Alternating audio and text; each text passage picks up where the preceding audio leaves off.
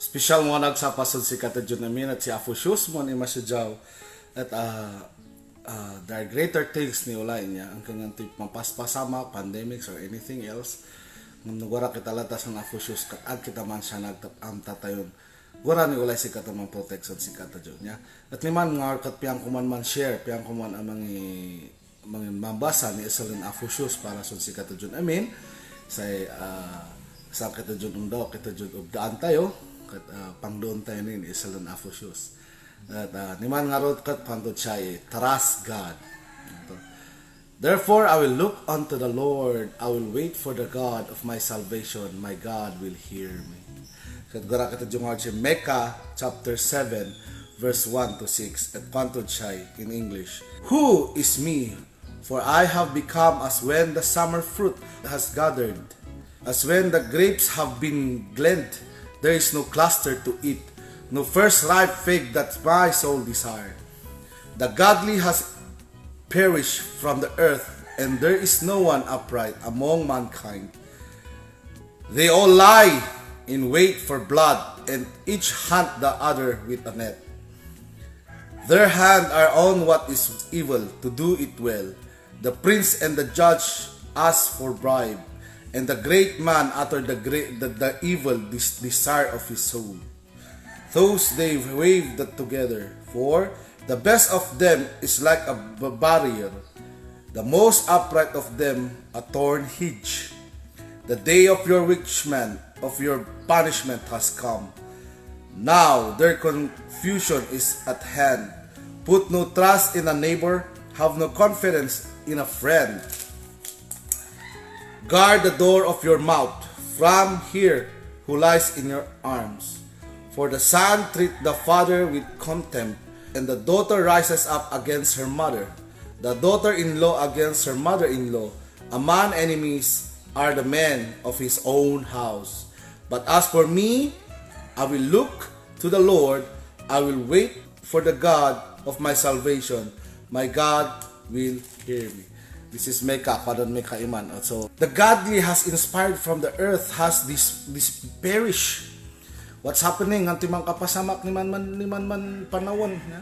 Ay si may anak, pati anak, si Kata Jun mismo, siya may ton, agtumaamamtas Afu Shoes, kwanto checket. The godly has perished from the earth. Where are the children of the Lord right now? What are they doing? Although siya ka-claim na si Karakat Kristiyano era, di siya ka-claim dya, they fear the Lord, but nganti man siya kadagdag animan, nganto may tayo dagdag animan, ya? Yakuan tayo ng tao tayo sa Afu Shoes, ngam afilmat may tayo dagdag, ya? Kwanto pa siya kat, and there is no one upright ay si malay unan mo talagan matinon sa kay tuo. Iso nga talagan si Kata Jun Kristiyano kat hampot banbantayan tayo bakdan tayo ng ulay sa kanan Afu Shoes kat piyan to garango ira anak to kumangan mantulnog man biyag na usto. Tang kwanto pa siya kat, their hands are on what is evil to do it well. Nowadays kat kung sa malakat no mandikat may tukat no ay si may kanin sa kapit sa patalim or dardo umanmag maera ni ngao yeah. Nung si katang wala Afu Shoes tayo kat ag katajuon tahot basta dagan tayo latay kaya tayong dagan at will trust the Lord as si katong man bimbis yulson si katajo and God will provide yeah. Kwanto pa siya kat the prince and the judge ask for bribe. So, kung sa hustisya kung kung sa mga numangkat na agpay sa numangkat kaputa ng pangkap naman ni siya pangkap naman ni kaso kat ang mga bak naman ni Shal Pilakto isong ay si malay upright Shal malay doko ni man no badag ibayad no kasparingan no judge nungan to kat imbis nga basol naman ni mabak nang kat ay si ma basol naman ni mabitag tab ay si naman may ibayad to yeah? Iso nga talaga naman nga agpaiso ay simalak manan Afu Shoes iso nga nowadays niya. So let's pray for our leaders na talaga nga they will come to know the Lord, that the Lord will teach them niya. Say kararagan tayo presidente tayo, kararagan tayo officials tayo, that they will go near to the Lord and they will rule righteousness niya. They will rule nga said antahot siya sa Afu Shoes, gas Afu Shoes sun si kara. And the great man utters the evil desire of his soul. Isahal may amta tayong kwanta yun tayo pani tangkap ja nang kakayang at tuungon ni man kat afil may siya kapan isal There are great preachers nowadays nga kung nga mayat i-preaching to nga afil not may tukupan ito. Wara may kwan siya, they allowed same-sex marriage which is not in the Bible, which is very taliwas niya no kanit Tagalog, taliwas sa salita ng Panginoon. The days of your watchman will be punished. So nga let us always be aware, because the Lord will punish us kwantud man. Put no trust in a neighbor, have no confidence in a friend. Guard the doors of your mouth from her who lies in your arms. Sakay mo anson si katajok, bungot tayo, tame tayo kani ikaraw. Let us always see to it that when we utter something, it is to bless people, it's not to curse people. Iso nga shala jay singa tayo talagang piyanan afu shoes so si katajok man kal. For the son treats the father with contempt, the daughter rises up against mothers, and the daughter-in-law against her mother-in-law. A man enemies are the men of his own house. So nga mismong pamilya niya, so nga mahat nga agpay so nga kwansa na family that prays together stays together. If a family don't pray together, talagang guray ukes, talagang guray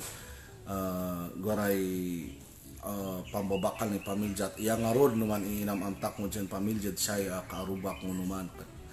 Agi naman kinawat ang pangkap ni Pilak. So nga naman sangkat nakmandikat. Nung antip tuidawang kung naman invite yung sakit, man invite sakit. Nakuha na siya, ngatiyukan siya, ngatiyukan. Kung kumay aral. Nakayukan madnumnum ko. Ay si mat, siya nakaikat bungat man. Kung ngayon tanong ko, pingin ko, ikat bungat ang balaw ko ng karkaroy. Bakal siya. Ngumlayukan siya siguro nakaimumot kat ulay itong umaera. Basta son si kakat, I just want peace. Na peace ay undaw si son si karang pamilya. Iso nga haman, importante pamilya tayo. Let us teach, turuan tayo, anak tayo. Sa takot son afu shoes, tan panagsilbi son afu shoes niya. Mismo si pamilya, kat no ay si talaga, no aligon si afu shoes, isentro ni pamilya tayo, kat talagan ngao, talagan chaos will be upon the house. Mukhanan may kadsay, anto pa siya kat, a man's enemies are the men of his own house. Grabe. Iso nga kanuwanan may kakat. But as for me, I will look to the Lord, I will wait for the God of my salvation. My God will hear me. So nga the most important thing talaga si biyag tayo kat hama relasyon tayo sa nafushis. It's only God who can fix everything. No matter how difficult life is, ang kanunganti mapaspasamak, ang kanwaray bagay, waray sumja, ang anti mo agma-maavatan. But if we trust the Lord will do something, and the Lord, si Afushus ngayon mangisala-salan. At kwanto pa siya gawin binasak siya niya. In a region, fruit farmers keep keen's eyes on the weather. So si katajon farmer, so farmers era niya. Some of my aunts na non-retire era kat mahilig maeran man mula, so they are already considered as a farmer. So haja suma farmers in kalkaron no fruit kat siya kaon no ngantoy style ni weather, no ngantoy kaon man amutok a weather. Gusto nga no nga tempo kat goray otiak mon harvest ngam kaput ni faith siya ngo nya ni pamatiran mo bidin pasyakal sa bunga ni kasparigan ni sa mangka kat they will do everything because of their faith niya. Iso nga sa result to kat ang kanman short ngam farmer kat continue pa ilang abuno antoy mula to sa man fruit muan niya ni next tawon. So kanto siya sometimes of the fruit also seems to be in short supply. Even within churches, short supplies, may conflict will arise in a church, in an individual, is spiritual, si balitayo, conflict niya. So nga, isa kanto siya kat, but just as fruit farmer looks God because he knows the weather in his hand. So individual may look to him to find peaceful solution.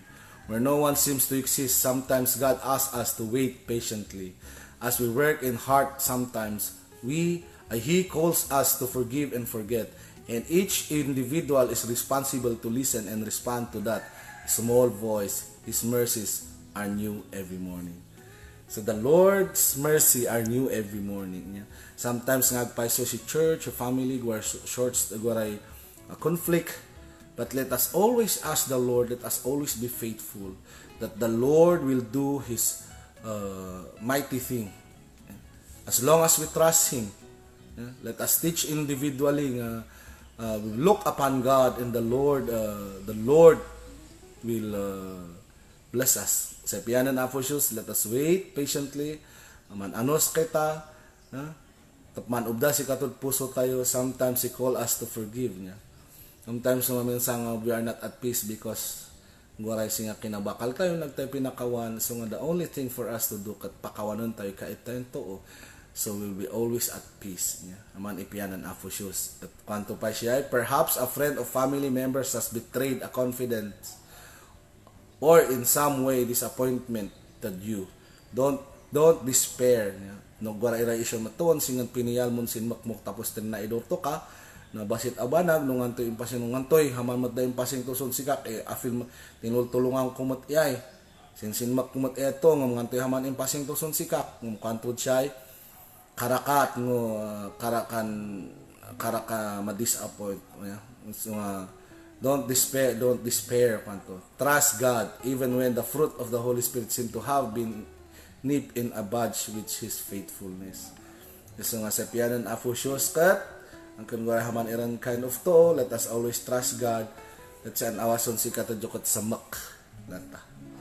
Because no sa mak ikaw an awason si katadjo ni ulay, there is always peace. Karam inamnam nung anto yung pasing kahit mo to. But always be aware niya na nung anto man iraman abanag, well, just pray for them.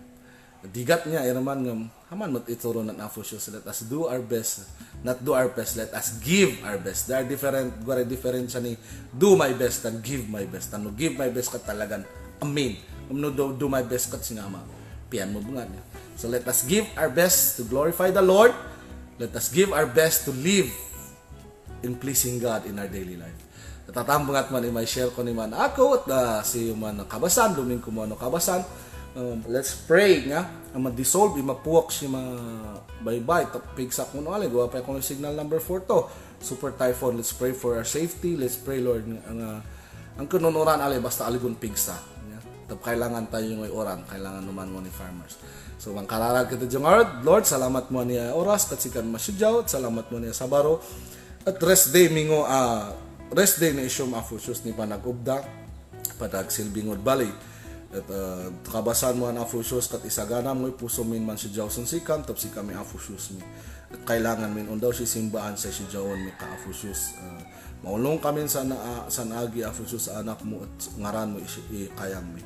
At bendisyonem kanin ng sakitan sakay ang mambuyan niya video te kadan sa niman war mairad abrut at protektarem era at protektarem ng pampamilya radya ya Pilipinas at Lord sa connection mi bungat Aphosus ni pamilya mi Aphosus sa maprotektaran era katama panagkararag mit sikam ipiyal mingo irason sikam. At Lord nga man to mindset sitwasyon ni sakitan sakay ket sikam ladta ipangipialan mi ni biag mi. At Lord no barang akit ngon ingas kun way to kadokdok naan sakit Aphosus ket agasin karing way rejay sa baybayag pa kami kami pa yung biag sa unon may great things madapod sikam. At Lord ha maagas min may kakanat sikam kani man bendisyon sa makasam kami. Salamat Aphosus mo na akip at sikam ang bendisyon son sikara nung anto man sitwasyon sa bahala ka son sikara. Tuloy mo kami kanin unsagap kami nino ipamati mo. In Jesus name we pray. Amen. No antayon man YouTube, guara-iray preaching ko YouTube channel ko, sa ngaran ni YouTube channel ko Enrico Cosalan. Although otek viewers ko, and I encourage you to share it sa guara ngo iray aking man tatnang nesalan Aphosus. So, hamambungat, i-share ko and God bless. See you again, no kabasan.